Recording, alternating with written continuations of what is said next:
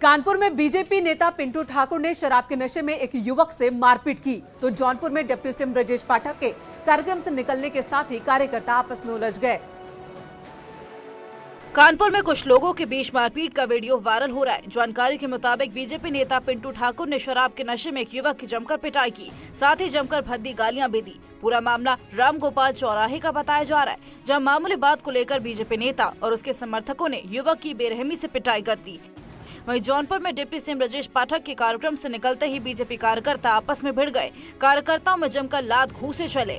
मारपीट पुलिस वालों के सामने हो रही थी, हालांकि बाद में पुलिस वालों ने बीच बचाव कर मारपीट को शांत कराया। कार्यक्रम में कई विधायक भी मौजूद थे। मारपीट की ये घटना सराय ख्वाजा थाना क्षेत्र के मां दुर्गा स्कूल में हुई थी।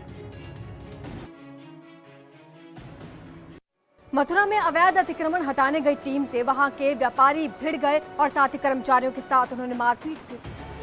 मथुरा में अवैध अतिक्रमण हटाने आई नगर निगम की टीम से व्यापारी भिड़ गए। पूरा मामला वृंदावन का है। यहाँ बांके बिहारी मंदिर के आसपास के इलाके से अतिक्रमण हटाने का अभियान शुरू किया गया था, जिसके बाद स्थानीय व्यापारियों ने अभियान का विरोध किया और इस दौरान मारपीट भी सामने आई। वहीं व्यापारियों ने पूरा बाजार बंद कर कार्रवाई का विरोध किया।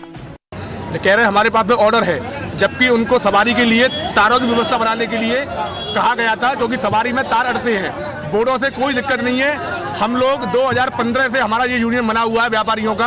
हम लोग यहाँ पूरी मदद करते हैं। नगर निगम का कोई हस्तक्षेप इसमें नहीं होता है। उसके बाद में भी नगर निगम व्यापारी साथ बदतमीजी कर रही है, कई सारी दुकानें तोड़ी। सूचना के बाद मौके पर एसपी भी पहुंचे और मामला शांत कराया। एसपी ने कहा कि न किसी का उत्पीड़न होगा और न ही किसी के साथ जबरदस्ती करी जाएगी। सभी से शांति से बातचीत करेंगे और उसी के बाद कार्रवाई की जाएगी। व्यापारियों का हमेशा हम लोगों को सहयोग मिला है और पिछले 20 महीने से मैं ये दावे से कहता हूँ, बड़े बड़े आयोजन हम लोगों ने सहयोग से संपन्न कराया था। पूर्व विधायक विजय मिश्रा पर प्रशासन का शिकंजा कसता जा रहा है। प्रशासन ने उसकी 3 करोड़ की संपत्ति कुर्क कर दी। पूर्व विधायक विजय मिश्रा पर प्रशासन का शिकंजा लगातार कस रहा है। विजय मिश्रा के खिलाफ कार्रवाई करते हुए भदोही पुलिस ने करीब 3.5 करोड़ रुपए की जमीन कुर्क कर ली।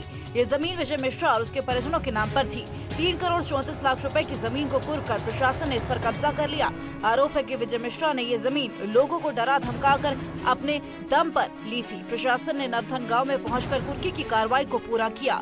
विजय मिश्रा इन दिनों कई गंभीर आरोपों जेल में बंद है। ये कुख्यात और पेशेवर अपराधी विजय मिश्रा और उसके परिजन जिन पे गैंगस्टर एक्ट की कार्रवाई की गई थी, उसी पे डीएम भदोही के आदेश से उसकी लगभग उसकी और उसके परिवार के सदस्यों की पत्नी, उसकी पुत्रवधू और पुत्र के नाम से 3 करोड़ 34 लाख और 37 हजार से अधिक की एक जमीन है। गालीबाज नेता श्रीकांत त्यागी पर अभी सियासत जारी है। आज एसपी का डेलीगेशन श्रीकांत त्यागी से परिवार से मिला और उसे कानूनी लड़ाई में मदद का आश्वासन दिया। समाजवादी पार्टी का डेलीगेशन श्रीकांत त्यागी के परिवार से मुलाकात करने पहुंचा। नोएडा के उमेश सोसाइटी स्थित त्यागी के घर एसपी के 9 सदस्यों का प्रतिनिधिमंडल मुलाकात करने पहुंचा। इस दौरान समाजवादी पार्टी के डेलीगेशन ने अभद्रता के आरोपी श्रीकांत त्यागी के परिवार से मुलाकात की। मुलाकात के बाद प्रतिनिधिमंडल के सदस्यों ने कहा कि त्यागी पर गलत धाराओं में केस दर्ज किया गया है। साथ ही उन्होंने परिवार के उत्पीड़न का भी आरोप लगाया। वहीं इस मामले को लेकर समाजवादी पार्टी में गुटबाजी भी दिखाई दी। इस मुलाकात के विरोध में नोएडा के महानगर उपाध्यक्ष ने पार्टी से इस्तीफा दे दिया, तो वहीं महानगर अध्यक्ष ने अखिलेश यादव को पत्र लिखकर इस मुलाकात पर सवाल उठाए। बता दें कि श्रीकांत त्यागी को कोर्ट से बड़ा झटका लगा है। कोर्ट ने श्रीकांत त्यागी की जमानत अर्जी खारिज कर दी है। उनका ये निर्देश है, महिलाओं का सम्मान करते हैं, ठीक है। वो जो हमारी बहन अग्रवाल उससे मिलेंगे, सोसाइटी वालों से मिलेंगे। और जो अग्रवाल समाज की महिला है वो तो समय देने से इनकार कर दिया। नहीं, हमारी बात हुई है, मुलाकात करेंगे। अच्छा, आज मुलाकात करेंगे। पीएम मोदी ने देश के स्वदेशी युद्धपोत आईएसी विक्रांत को नौसेना को सौंप दिया है और इसी के साथ भारतीय नौसेना को उसका नया ध्वज भी मिल गया है। भारतीय नौसेना को दूसरा एयरक्राफ्ट कैरियर मिल गया है। पीएम मोदी ने कोची के कोचीन शिपयार्ड में आईएसी विक्रांत को देश सेवा में समर्पित किया है। साथ ही भारतीय नौसेना को उसका नया ध्वज भी मिल गया है। इन 2 अहम बदलावों से भारतीय नौसेना को एक अलग पहचान मिलेगी। खास तौर से आईएसी विक्रांत से भारत उन 6 देशों के एलीट ग्रुप में शामिल हो गया है जो 40,000 टन से ज्यादा की क्षमता वाले युद्धपोत बनाने में सक्षम है। करीब 20,000 करोड़ की लागत से बने आईएसी विक्रांत के समुद्र में उतरने से भारतीय नौसेना के लिए हिंद महासागर में दुश्मनों की गतिविधियों पर नजर रखना आसान हो जाएगा। इसका सबसे बड़ा फायदा चीन पर नकेल कसने में होगा। पीएम मोदी ने कहा कि केरल के समुद्री तट पर पूरा भारत एक नए भविष्य के सूर्योदय का साक्षी बन रहा है। आईएनएस विक्रांत पर हो रहे ये आयोजन भारत के बुलंद होते हौसले की हुंकार है। ये बस पहला स्वदेशी एयरक्राफ्ट कैरियर ही नहीं, समंदर पर तैरता किला है। आज मुख्यमंत्री योगी आदित्यनाथ ने बलरामपुर जाकर देवी पाटेश्वरी के दर्शन किए और पूजा अर्चना की। आज सीएम योगी बलरामपुर पहुंचे। सीएम योगी ने शक्तिपीठ देवी पाटन मंदिर में मां पाटेश्वरी के दर्शन पूजन किए। देवी मां की पूजा के बाद सीएम ने काल भैरव की पूजा अर्चना की।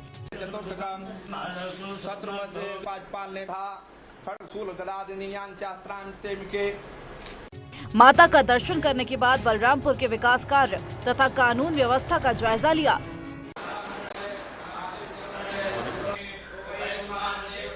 मुख्यमंत्री के दौरे को लेकर शहर में सुरक्षा के व्यापक इंतजाम है और यहां पर चप्पे चप्पे पर पुलिस फोर्स तैनात है। सीएम ने आने वाले नवरात्रि की तैयारियों की समीक्षा भी की। महिलाओं पर अत्याचार और जुल्म करने वाले अपराधियों को सजा दिलाने में यूपी देश में लगातार तीसरी बार पहले पायदान पर पहुंचा है। महिलाओं पर अत्याचार और जुल्म करने वाले अपराधियों को सजा दिलाने में यूपी ने लगातार तीसरी बार देश में पहला स्थान हासिल किया है। एनसीआरबी के आंकड़ों के मुताबिक यूपी में महिलाओं से संबंधित अपराध के 7,713 मामलों में सजा दिलाई गई है। सजा की ये दर 59.1% है, जो राष्ट्रीय औसत 26.6% से दोगुनी से भी ज्यादा है।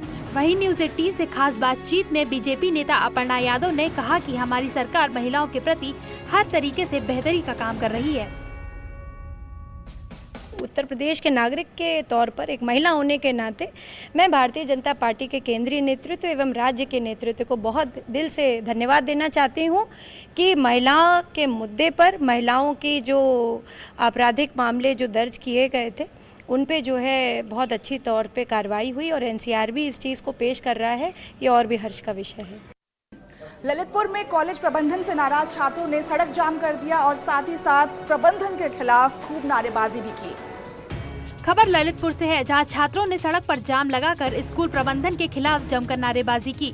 छात्र स्कूल की नीतियों से परेशान हैं। मामला बढ़ता देख तहसीलदार और पुलिस के अधिकारी मौके पर पहुंचे और छात्रों को समझा बुझाकर मामला शांत कराया।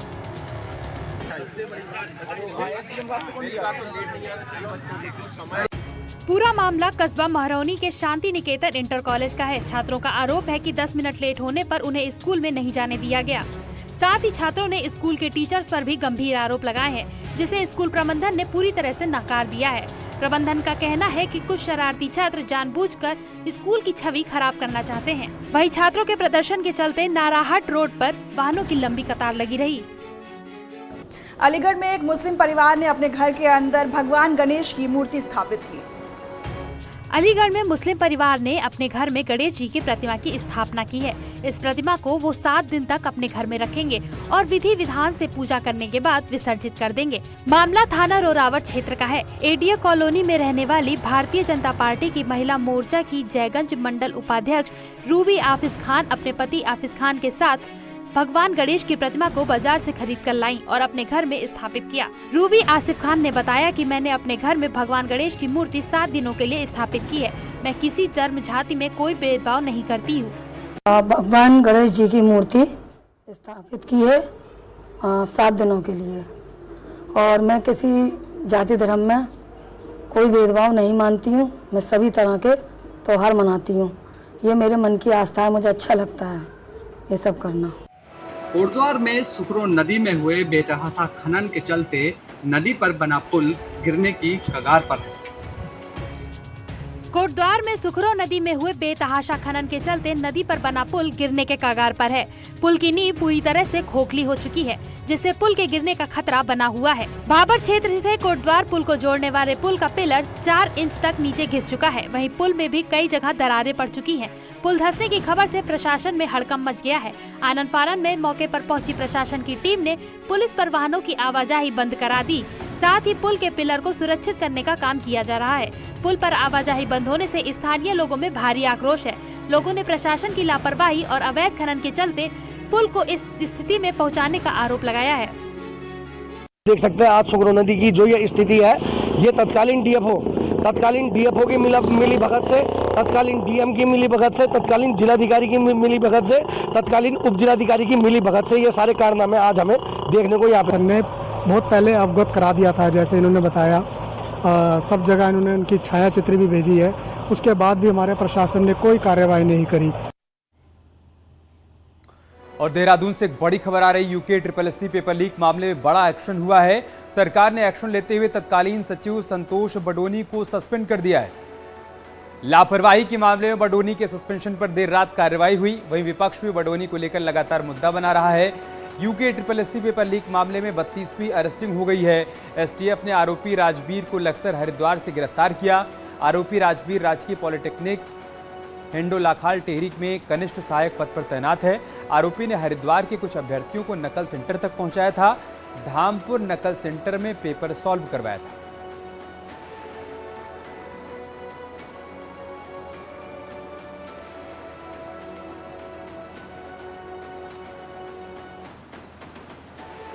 हरिद्वार त्रिस्तरीय पंचायत चुनाव का बिगुल बज चुका है।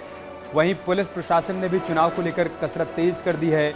गांव में चुनाव के दौरान कई लोग माहौल खराब करने की कोशिश करते हैं, इसलिए पुलिस गांव में हिस्ट्री शीटर्स के साथ आपराधिक घटनाओं में संलिप्त लोगों की कुंडली खंगाल रही है। वहीं चुनाव में धनबल, बाहुबल और शराब का भी प्रयोग किया जाता है, इसलिए सभी पर निगरानी रखी जा रही है ताकि चुनाव के समय कोई माहौल न बिगाड़ने पाए। क्योंकि ये छोटे स्तर पर इलेक्शन होता है तो इसमें काफ़ी बाहुबल, धनबल और कई अन्य तरीके की चीज़ों का इन्वॉल्व होता है। इसमें शराब का भी काफ़ी ज़्यादा प्रयोग किया जाता है और वोटरों को लुभाने के लिए अन्य तरीके निकाले जाते हैं, तो पुलिस उन पर सतर्क दृष्टि रख रही है। शराब के जो अवैध शराब है या शराब के विरुद्ध जो कार्रवाई है पुलिस वो लगातार कर रही है।